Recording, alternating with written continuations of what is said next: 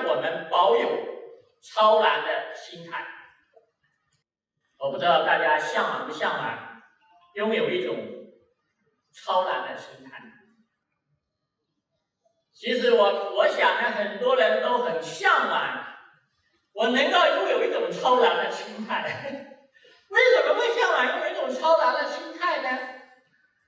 因为我们对这个一个人生活在这个世间啊，我们对感情、对事业、对家庭、对人际关系的这种执着，这种深深的执着和这种深深的依赖，它给我们每个人的生命带来很多困扰，带来很多烦恼，会让我们觉得活得很累。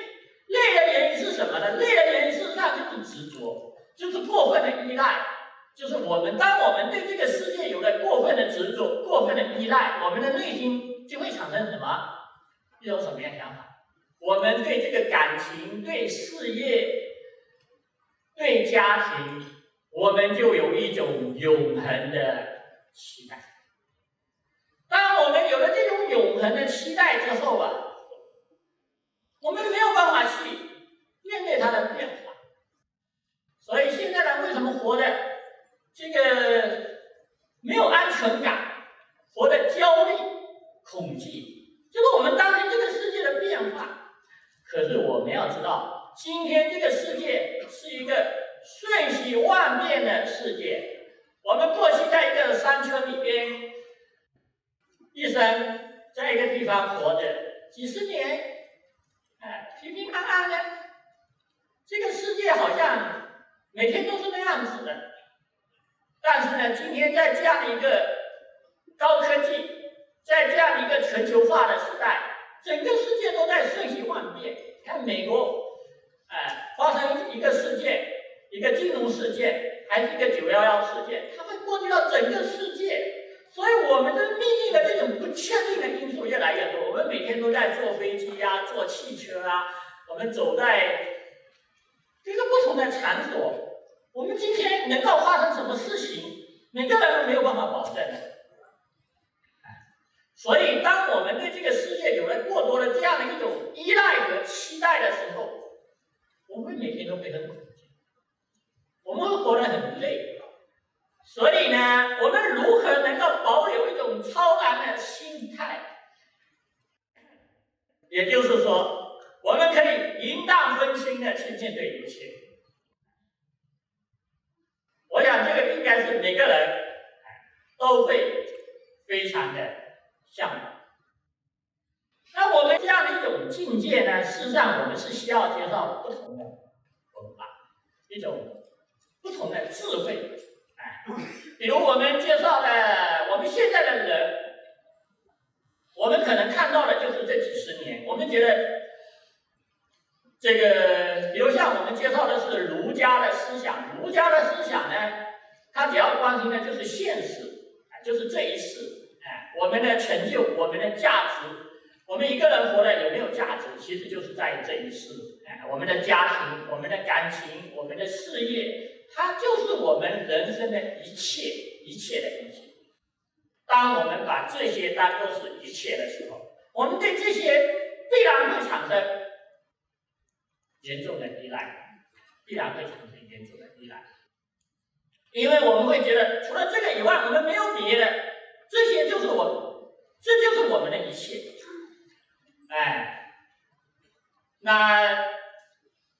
那如果我们接受这个佛教的思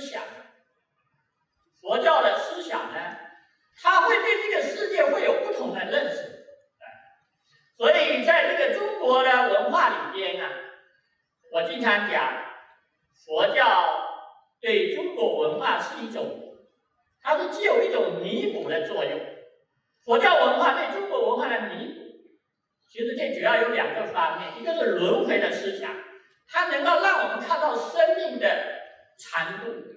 佛教的心性理论，它能够让我们看到生命的深度。那么讲到这里，我突然还想到，佛教的这种空的思想，其实它可以帮助我们超越。保有一种这个超然的心态。因为当我们佛教讲到这个世界的时候，其实它是讲的是三世生命的过去、现在、未来，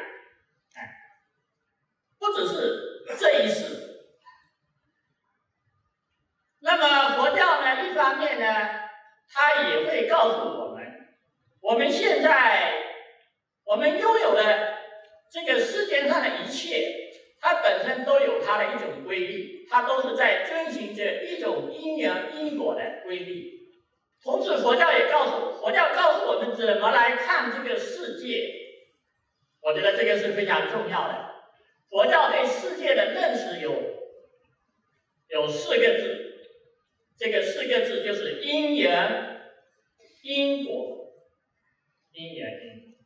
所谓因缘因果呢，就是所有的现象的存在，包括我们人自身的存在，它都是由众多的条件决定的，它都是一种条件关系的假象，不是由你自己能够决定它怎么样子，它是要有众多的条件决定。所以佛教讲缘聚则生，缘散则灭，因缘和合的它就聚在一起了，因缘败坏的它就没有了。那么佛法呢，根据这个缘起的道理，它告诉我们无常。无常，这个无常就是一切都是变化的，一切都是在变化之中。当然，我们听到变化也不要害怕，变化呢，好的可以变坏的，坏的也可以变好的。关键是我们创造一种什么样的因缘，创造好的因缘，这个坏的就会变好了；创造不好的因缘，好的就会变坏。所以我们所有看到的一些现象，它都是如梦幻泡影，都是一种条件关系的假象。它不像我们想象的，它是永恒的，它是不变的。我们每个人内心里面都在期待一种永恒，可是这个世界的真相，它是条件关系的假象，它是无常变化的。你要去接受这样的一种现实。所以像《心经》里面讲的，色不异空，空不异色，色即是空，空即是色。色就是指一切存在的现象，这些存在的现象从本质上来说它是空的，但它的存在只是一种条件关系的假象。所以《金刚经》里面讲，一切有为法，如梦幻泡影，如露亦如电，应作如是观。我们有没有想一想，我们过去曾经发生过的一切，不管是你过得多么风光，还是多么不愉快的事情已经发生过了，你现在想起来，跟你昨天晚上做梦，现在想起来所产生的这种影像，这种感觉像不像？其实很像，它就像做一场梦。我们所有发生过的事情，我们现在回想起来，它就是场梦。只不过这个梦里边呢，它还会伴随着各种爱恨情仇，伴随着情绪，就是一种影像。那当我们一方面我们看清楚了之后，我们对这个世界我们就不会看得很重。当我们不会看得很重的时候，我们就会有一种超然的心态。那么另外一方面呢，当然就是说，在这个现象的背后还有空性。这个佛法的修行，它还要我们不仅仅是要看破现象的心法，更主要是要去体会这个世界的本质就是空性。当我们真正体会到这个世界的本质是空性，安住在这个空性上，我们才能够真正的保有超然的心态。其实这个道理呢，就是《金刚经》里边讲的不住身心。你真正做到没有粘着，你怎么才能做到不执着？我们经常讲到不执着，很多人说不容易，很不容易啊，确实是不容易。怎么能够做不执着？其实就是我刚才象上你要看淡它。第二点呢，我们要通过禅修，透过这个现象了解、体认到空性的智慧。当你真正体会到空性的智慧，你就能够做到犹如莲花不着水。你的心就是没有粘着的，你的心就像虚空一样，就像这个，你看这个云彩在虚空里边飘来飘去，但事实上，这个虚空是不会被云彩所污染的。同样，我们的心，我们的本心，我们既然具备了这个本来的心，其实也具有这样的一种智慧，也具有这样的一种没有粘着的能力。佛教讲明心见性，所谓明心见性，就是要见到这样的一种觉悟的本性，这样的一种空性。当你见到这样的一种空性的时候，你面对各种念头，面对各种境界，你的心都不会被粘着。那么这个是能够让我们真正的保有超然心态的关键所在。我们不仅仅面对现实的事，当我们真正体会到空境，安住在空境，我们不仅仅面对现实中的各种念头，即便面对生死，我们也能够自在，也能够保有一种超然的心态。所以我们看到过去有很多祖师大德，他们能够生死自在，坐脱力顽，生死自在，原因就是因为他体会到这种不生不灭的这样一种觉悟的本性，所以这是关键。在我们中国文化里面，我们有儒家的文化，有佛教的文化，当然还有道家的文化。